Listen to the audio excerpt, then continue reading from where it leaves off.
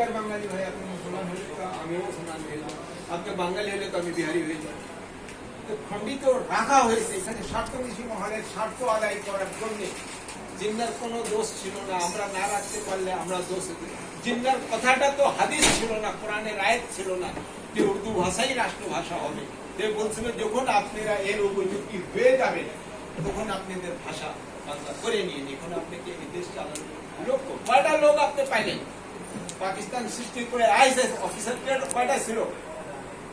কয়টা লোক আপনার আর্মিতে ছিল? কয়টা লোক আপনার পুলিশে ছিল? অত বড় দেশকে চালাবে। টাকা কত ছিল আপনার ফান্ডে? পাকিস্তানের প্রতিষ্ঠিত হওয়ার পরে 4 কোটি টাকা ছিল, 3 কোটি ভারত নিয়ে গেছে, 1 কোটি আপনাকে দিয়ে দিচ্ছে।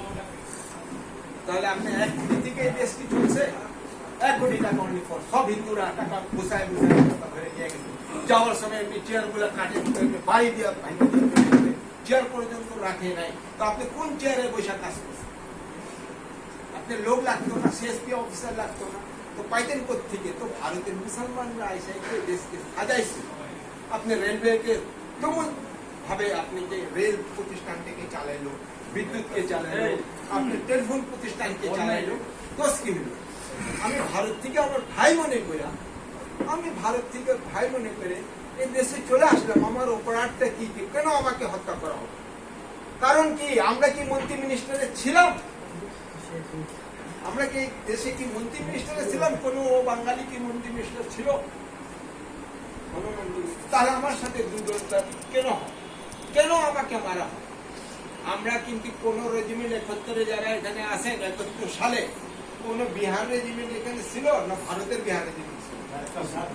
তাহলে বিহারি রেজিমেন্ট মানে ইস্ট পাকিস্তানি বিহার রেজিমেন্ট ছিল। তাহলে আমি নিরস্ত্র ছিলাম। তো আমি তো নিরস্ত্র ছিলাম, আমাকে তো অস্ত্র দেওয়া হয়নি, আমাকে সেনাবাহিনীতে কাজে লাগানো হয়নি, তো আমি তো নিরস্ত্র ছিলাম। তারপরে আমাকে মানে আমি এমন বলছি না যে বাঙালিকে পুলিশে বা আর্মিতে ভর্তি নিয়ে না আর আমাকে নিয়ে। এই আন্দোলন কি করছে? ভাষা আন্দোলন আপনি 52 করছেন। আমি 64 পর্যন্ত ভারত থেকে এই পর্যন্ত আসি, মাহাজির হয়ে রিফিউজি হয়ে এর মাটির ভিতরে আসি কত 64 পর্যন্ত। তাহলে আমি ভাষা আন্দোলন কোনবার হাতে করলাম? কেন করলাম? ভাষা আন্দোলন কিন্তু আমার চর্চায় ছিল না। এই দেশে মেজরিটি পার্সেন্ট বাঙালি থাকলে তার ভাষা থাকলে আমার অসুবিধাটা কোথায়?